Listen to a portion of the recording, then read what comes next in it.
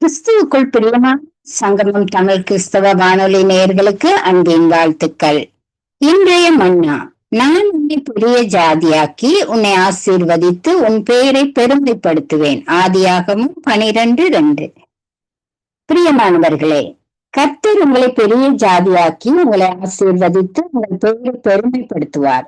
இந்த உலகத்தில் உங்களை பெரிய ஜாதியாக்கவோ உங்கள் பெயரை பெருமைப்படுத்தவோ உங்களுடைய வாழ்க்கையை அழகுபடுத்தவோ கர்த்தரை தவிர வேறு யாராலும் முடியாது. நான் உன்னோடு இருப்பேன், உதவி செய்வேன், உன்னை கைவிட மாட்டேன், எதுவானாலும் நான் உன்னை வெறுக்க மாட்டேன், நிராகரிக்க மாட்டேன் என்று சொன்னவர்கள் ஒரு நாள் ஓடி ஒளிந்து விடுவார்கள். யாரையுமே உடனே நம்பிவிடுவீர்கள். தேன் போல் பேசுபவர்கள் தேளை போல் கொத்திவிட்டு போவார்கள். அன்பாக பேசுபவர்கள் அனலாய் இழுத்துவிட்டு போவார்கள். ஆனால் என்றுமே உங்களை தேடி வருகிறவர், உங்களை நேசிக்கிறவர், உங்களுக்கு உதவி செய்கிறவர் இயேசு கிறிஸ்து ஒருவர் தான். அவரை மாத்திரம் நம்புங்கள், நேசியுங்கள், அன்பு செலுத்துங்கள். வாழ்க்கையில் மகிழ்ச்சி பெருகும். இயேசுவே, என்னை பெரிய ஜாதி ஆக்குங்க, என் பெயரை பெருமைப்படுத்துங்க. தாழ்த்தப்பட்டவர்கள் மத்தியில், கேவலப்படுத்தப்பட்ட புறக்கணிக்கப்பட்ட இடத்தில் என்னை பெருமைப்படுத்துங்க, என்னை உயர்த்துங்க என்று கர்த்தரிடம் கேட்டு பாருங்கள். கர்த்தர் உங்களை உயர்த்துவார். தேவன் தாமே உங்கள் ஒவ்வொருவரையும் நிறைவாக ஆசீர்வதிப்பாராக. ஆமென். God bless you.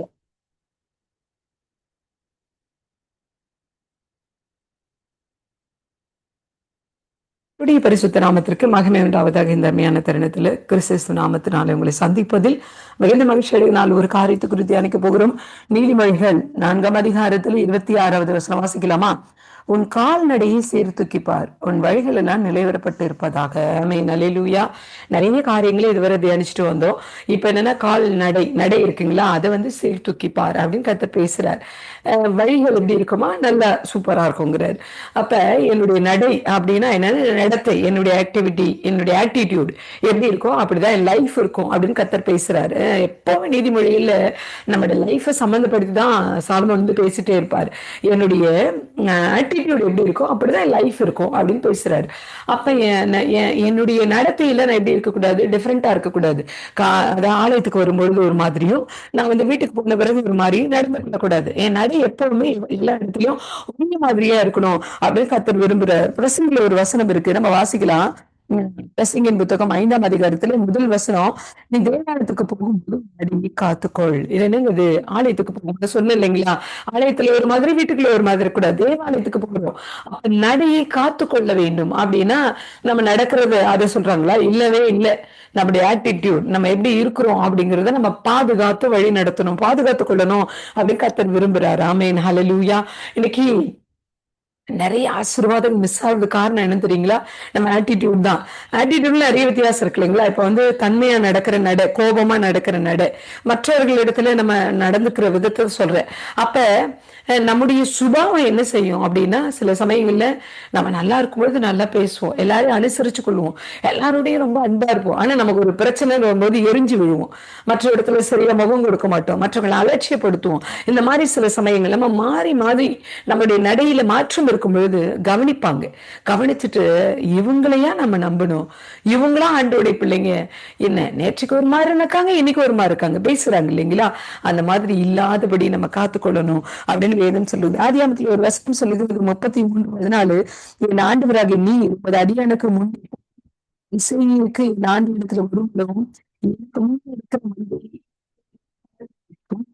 மனிதரை கால் இருக்கத்தக்கதாய் மெதுவாக நடத்தி கொண்டு வருகிறேன். ஆமென். ஹல்லேலூயா. இன்னைக்கு பாருங்களேன், மெதுவாக நடத்துறது ஒரு அனுபவம். கர்த்தர் சொல்ற கருவிழாண்டுகளோடு நடத்துவாராம், ரொம்ப மெதுவா நடத்துவார் இல்லைங்களா? அப்ப நம்முடைய நடத்தையில இன்னைக்கு ஒருவேளை நீங்க உங்க நடத்தையை நீங்க சரியா ஆண்டவருக்கு நேரா வச்சிருக்கிறீங்க, நீங்க கொஞ்சம் பேர் நடத்துற இடத்துல இருக்கீங்க, ஊழியம் செய்யலாம், மந்தை மெய்ப்பனா இருக்கலாம், இவாஞ்சலிஸ்டா இருக்கலாம், ஒருத்தரை ஒரு குடும்பத்தை நடத்தலாம், என்னவோ வாட் எவர் இட் இஸ், அப்படி நடத்துறவங்களா இருக்கிறீங்களா? அப்ப நீங்க அதுக்கு தக்கதாக நடத்துறவங்களாவும் இருக்கணும். மெதுவா நடத்தணுமா, ஃபாஸ்டா நடத்தணுமா, அதை பார்த்து நடத்துறவங்களாவும் இருக்கணும். அது இன்றைக்கு நடை குறித்து கத்து பேசியிருக்கிற நம்ம நடையில தேவனுடைய நாம மகிமைப்படணும், அதை கத்தர் விரும்புற. அதனால இன்றைக்கு உங்க கூட பேசின தேவனுக்கு நன்றி. நம்ம ஜெபிக்கலாமா? நல்ல தெய்வமா இந்த நாள்ல விசேஷ விதமா எங்க கூட பேசியிருக்கிறீங்கப்பா. இந்த வார்த்தைகள்லாம் உம்முடையது ஆண்டவரே, அதற்காக நன்றி. எங்க நடத்தையில நாங்க எப்பொழுதும் ஒரே மாதிரி இருக்க எங்களுக்கு கற்றுக் கொடுங்கப்பா.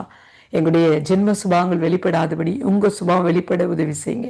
இதை கேட்க போகிற ஒவ்வொரு பிள்ளைகளை ஆசீர்வதிங்க. கிறிஸ்து நாமத்தில் ஜெபிக்கிறோம் எங்கள் நல்ல பிதாவே. ஆமென், ஆமென். God bless you all.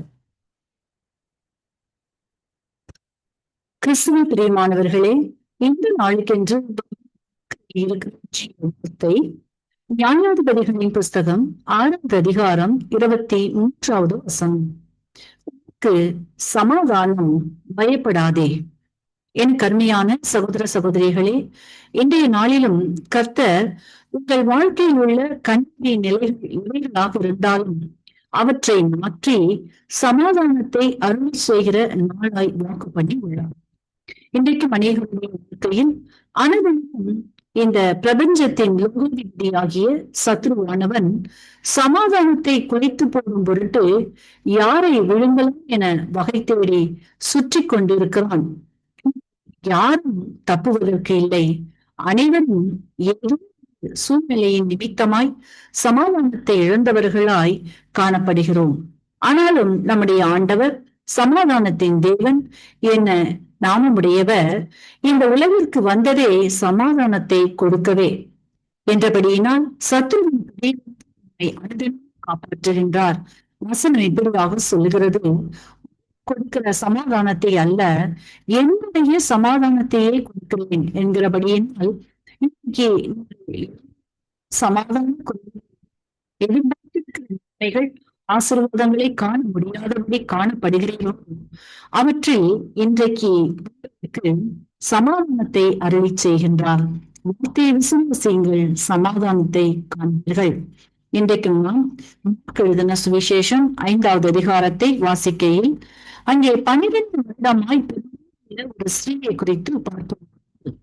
அவள் தன்னுடைய வியாதியிலிருந்து விடுதலை பெற வேண்டியும் வேதனை நீங்கி சுகமாய் இருக்க வேண்டியும் தன்னிடம் உள்ள ஆஸ்திகள் எல்லாவற்றையும் வைத்தியர்களுக்காக செலவழித்தாள். நிலைக்கு தள்ளப்பட்டவள் இயேசுவை விசுவாசித்தாள். எப்படி என்றால், தான் தீட்டுள்ளவள் என்று சமுதாயத்தினால் தள்ளப்பட்டவளும் ஜனக்கூட்டம் இடத்திற்கு தான் போவது அறிவான காரியம் என்பதாலும் அவள் இயேசுவை நாம் முகமுகமாய் பார்ப்பதற்கும் பேசுவதற்கும் கவலையை பகிர்ந்து கொள்வதற்கோ என்று ஆதலால் இயேசுவின் வஸ்திரத்தின் தொங்கலை தொட்டால் போதும் நாம் நிச்சயமாக சுகம் பெறுவோம் என்று விசுவாசித்தாள். தடைகளை உதறி தள்ளினாள், துன்பப்பட்டாள், சட்டங்களை உடைத்தாள், சூழ்நிலைகளை புறம்பே தள்ளினாள். தன் இருதயத்தில், செயலில், சிந்தையில், எண்ணங்களில் தான் முடிவெடுத்த காரியத்தை நிலைநிறுத்தி செயல்பட்டாள். இயேசுவின் வஸ்திரத்தை தொட்டாள். இயேசுவிலிருந்து வல்லமை புறப்பட்டது. அற்புத சுகத்தை பெற்றுக்கொண்டாள். அதோடு மட்டுமல்லாமல் அவள் வேண்டிக் கொண்டதற்கும் நினைத்ததற்கும் அதிகம் பெற்றுக்கொண்டது என்னவென்றால், இயேசுவிடமிருந்து புறப்பட்ட ஜீவ வார்த்தையாகிய, மகளே, உன் விசுவாசம் உன்னை இரட்சித்தது, நீ சமாதானத்தோடு போய் உன் வேதனை நீக்கி சுகமாக என்ற வார்த்தைகளையும் கேட்க செய்தது அவளின் விசுவாசம் என்பதை நாம் வாசித்தருகின்றோம். என கருமையானவர்களே, இன்றைக்கு நீங்களும் கடந்து போகின்ற சூழ்நிலைகள் கூட ஸ்திரீயை போல நேர வழிகளில் சமாதானத்தை இழந்தவர்களை காணப்படும்.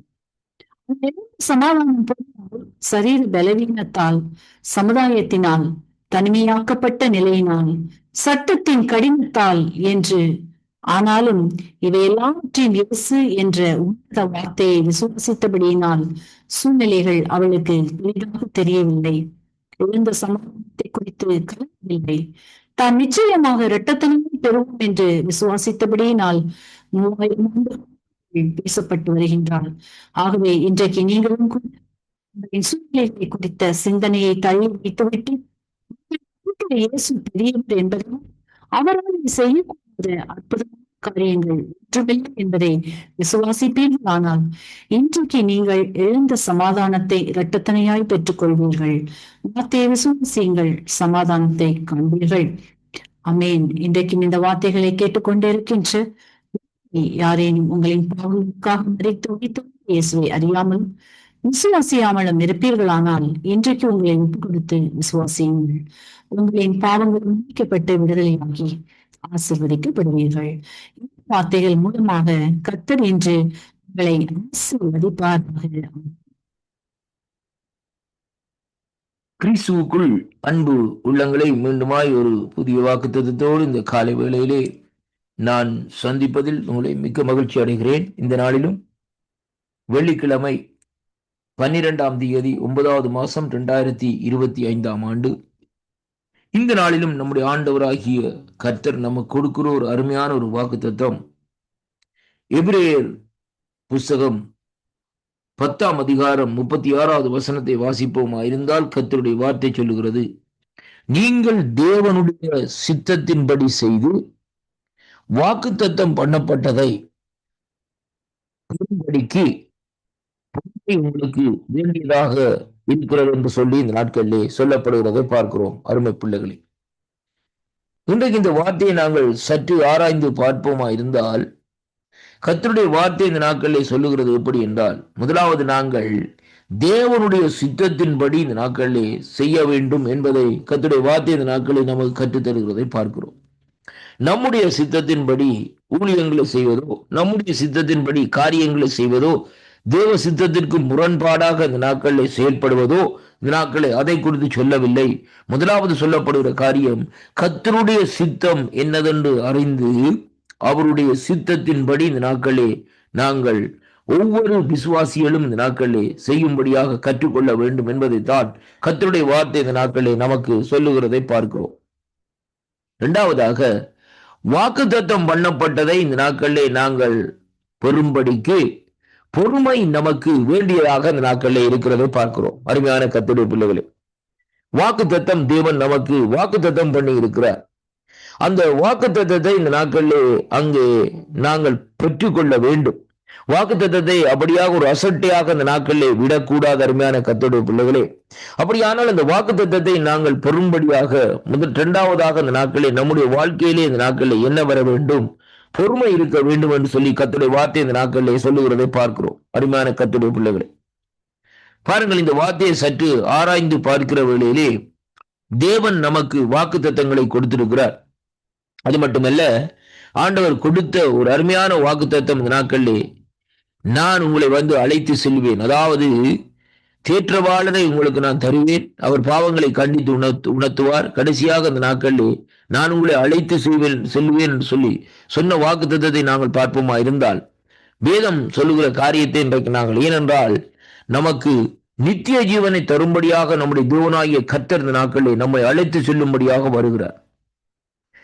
இந்த அடுத்த வார்த்தையிலே பார்க்கிற வேளையிலே, வருகிறவர் இன்னும் கொஞ்ச காலத்திலே வருவார், தாமதம் பண்ணார் என்று சொல்லி கர்த்தருடைய வார்த்தை இந்த நாட்களிலே நமக்கு சொல்லுகிறதை பார்க்கிறோம்.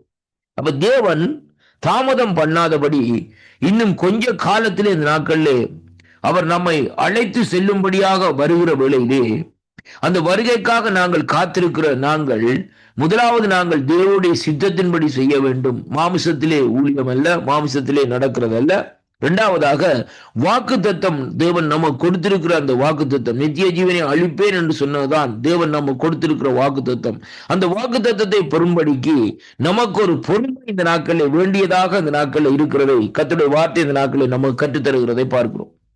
அருமையான கர்த்தருடைய பிள்ளைகளே, அப்படியானால் இந்த எபிரேயர் 10ஆம் அதிகாரம் 36-37 வசனத்தின்படி இந்த நாட்களில் நாங்கள் நடந்து கொள்ளுவோமா இருந்தால், வருகிறவர் இன்னும் கொஞ்ச காலத்தில் வருவார், தாமதமாவார், அவருடைய வருகையிலேயே நாங்கள் எடுத்துக் கொள்ளப்படுகிறவர்களா இந்த நாட்களில் இருப்போம்.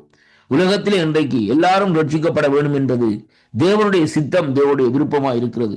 ஆனால் எல்லாரும் பரலோக ராஜ்யத்தை சுதந்திரித்துக் கொள்ளவோ அல்லது இந்த நாட்களில் எல்லாரும் நித்திய ஜீவனை அடைந்து கொள்ளப்படுவதோ இந்த நாட்களிலே, அதுதான் இந்த நாட்களில் ஒரு கேள்விக்குறியாக இந்த நாட்களில் இருக்கிறது, எங்கே காணக்கூடியதாக இருக்கிறது. அருமையான கர்த்தருடைய பிள்ளைகளை, ஏனென்றால் அங்கே அந்த பரலோக ராஜ்யத்துக்குரிய காரியங்களை நம்முடைய கண்கள் காணவும் இல்லை, அதே வேளையிலே இந்த நாட்களை பார்க்கிற வேளையிலே அதுகளை நமக்கு வெளிப்படுத்தப்படவும் இல்லை. அது எல்லாம் மறைக்கப்பட்ட சத்தியமாக இந்த நாட்களில் இருப்பதனால் அந்த தேவனுடைய ராட்சத்துக்குள்ளே நாங்கள் பிரவேசிக்க வேண்டுமா இருந்தால் அவருடைய சித்தத்தை செய்ய வேண்டும்.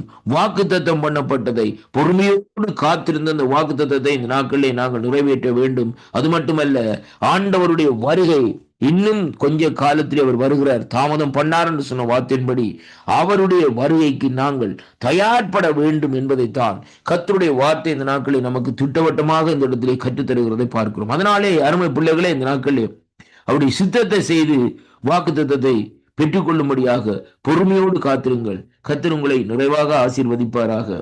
வாக்குத்தத்தம் என்பது தேவனுடைய ஆவியானவரால் ஏவப்பட்ட நாட்களில் சொல்லப்பட்ட வார்த்தைகள் மட்டுமல்ல, இந்த வாக்குத்தத்தம் தேவன் ஆண்டவர் நமக்கு நேரடியாக சொல்லி இருக்கிறார். கர்த்தர் உங்களை ஆசீர்வதி.